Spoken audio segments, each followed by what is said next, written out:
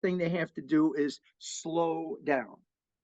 And then there are other things you have to do. You've got to make sure that you've got at least 3 seconds of space between you and the vehicle in front of you so you have reaction time. You've got to make sure that you're not rushing to get someplace, because trying to go faster normally is a hard thing to do, let alone when you're hampered by the weather. You've got to make sure your tires are good. You've got good windshield wipers. You've got the proper solution in your windshield wiper reservoir. Right now, it should be the winter solution, so that's good for temperatures of up to 20 below zero, and that the wipers are good and your tires are good. They have the proper inflation with them. So actually, I'm glad you brought up the tires. What's the penny trick with tires today? Well, the penny trick is this: if you've got the penny and you could put the penny in the treads and it covers George Washington's head, you got plenty of tread. If you put the penny or the quarter, if you put the quarter on the tread and you see the top of Washington's head, you need some new tires. So if you're driving with low tread in a situation like what we have right now or tomorrow, Yes, where yes. you could have ice, It's going to be a problem with braking, and it also affects your miles per gallon. And tomorrow, if we're going to have black ice on the road, opportunities are going to be there for being slick. And something else too, you've got people that they drive with four-wheel drive, and they think because I've got four-wheel drive, I'm okay. I can drive whatever speed I want because all four of my tires independently spin. They're going to be the first ones off the side of the road because they spun right off, but all four of their tires will be spinning, but they'll be on the side of the road. So it's very important for that too. And the windshield wiper fluid, that's important because if you've got, if you're going There through, is, tell me what could happen. yeah, with there is a summer fluid and there's a winter fluid. The winter fluid is good for temperatures of up to 15 to 20 below zero. You don't want to press your button to get some solution put on your windshield in February and find out it's frozen in your line because you've got summer solution in there instead of winter. Next thing you know, you're on I-95 and you're driving without any fluid, and well, and then you're talking about I-95. Look what happened last year on I-95. You need to make sure that you've got a blanket in your car, a flashlight, you've got some water, something to eat, like little power bars or something. Make sure you've got at least a half a tank of gasoline in your vehicle at all times. Also, have a source to charge your phone in case you can't charge it on your vehicles, you have to turn it off. Make sure you've got a shovel. Make sure you've got kitty litter. Something that if you're digging the snow off the tires, you can lay the kitty litter down so the tires have something to grab onto as you're trying to get yourself out of a rut. So let's say you're doing all these things that you're saying we should do. Yeah.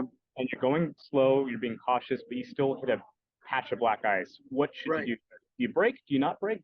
Well, usually we have ABS, automatic braking system in there, but the most important thing is not slam on the brakes. No, take your foot off the gas. You could tap the brake, turn into the way that you're spinning, or that you're skidding, not spinning, skidding. Turn into it and just control the vehicle with your hands and let it come down to a nice safe stop before you can control the vehicle. Don't jam on the brakes because that's just going to cause you to skid. Hopefully you're not going to hit ice, but let's say you're in danger of hydroplaning on just a puddle of water. What should you do? All right, well, there you go. Now, if you're on the road and you know there's the opportunity to hydroplane, there's some things you can do. First and foremost, slow down. Your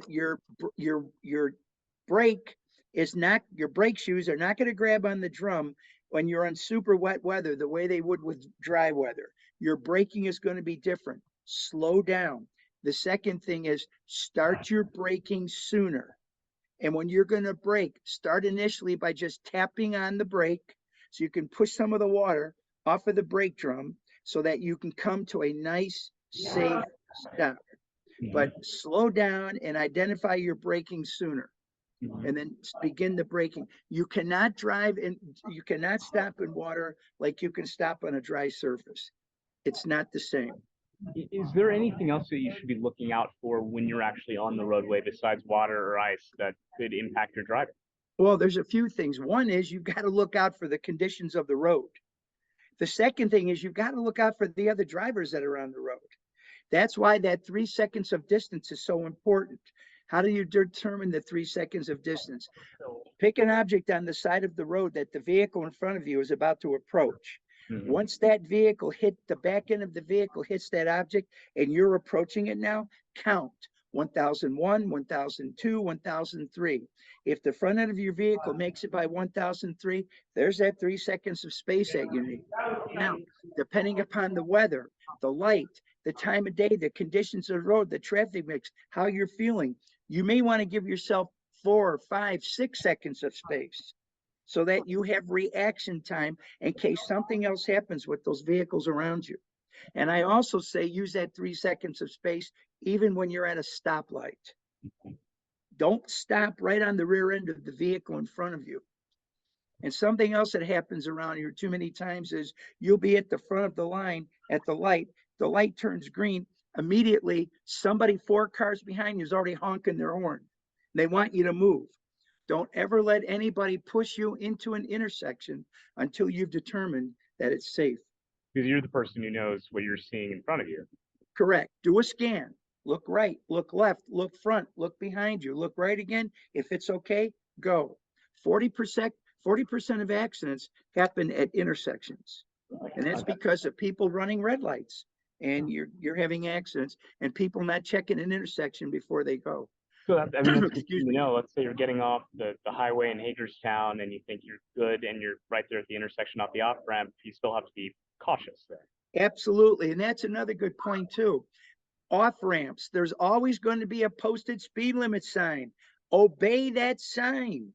That if that sign gives you 30 miles an hour as a ramp speed when you're exiting off of the road, the highway, that means at 30 miles an hour, that ramp is going to provide you the maximum amount of safety that it was designed to provide. When you start going over that 30, you're getting that safety is vanishing.